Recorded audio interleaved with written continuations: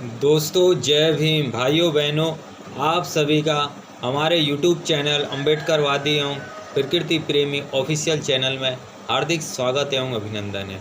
मैं हूं पंकज अम्बेडकर। भाइयों बहनों, आज हम आपके लिए लाए हैं वेटिंग फॉर वीज़ा नामक पुस्तक से, जिसका टाइटल है क्रिश्चियन समाज में भी अस्पृश्यता। दोस्तों, कई लोग कहते हैं कि बाबा साहब ने क्रिश्चियन धर्म क्यों नहीं अपनाया, मुस्लिम धर्म क्यों नहीं अपनाया, बौद्ध धर्म ही क्यों अपनाया।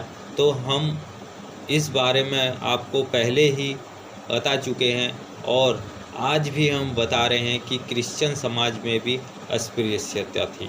दोस्तों, धर्मांतरित क्रिश्चियन मित्र के पास मुझे रहना पसंद नहीं था। इसके पहले ही उसने रहने के लिए मुझे बुलाया था, लेकिन मैं पारसी सराय में रहना बेहतर समझता था, क्योंकि उसकी कुछ आदतें और स्वभाव मेरी मानसिकता के विरुद्ध था। दोस्तों, बाबा साहब का जो क्रिश्चियन मित्र था, जो हिंदू धर्म से परिवर्तित होकर ही क्रिश्चियन बना हुआ था, उसकी आदतें बाबा साहब से डिफरेंट थी, तो बाबा साहब को उसके साथ रहना अच्छा नहीं लगता था। वो चाहते थे कि पारसी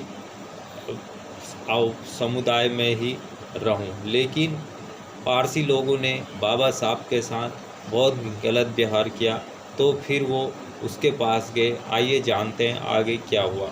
ऐसी स्थिति में पुनः उसके दरवाजे पर जाना यानी अपना अपमान कर लेना होता।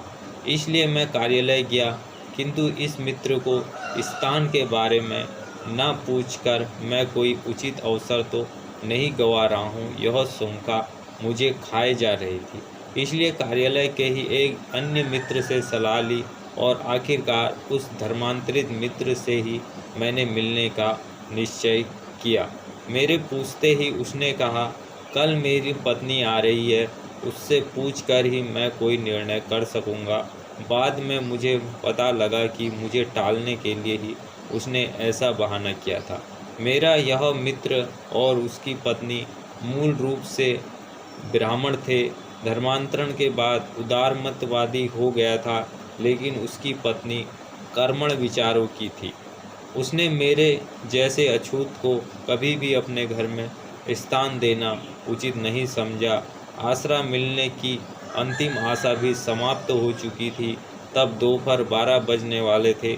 शाम तक मेरे लिए सराय छोड़नी आवश्यक थी और मेरी मदद करने वाला एक भी मित्र नहीं था।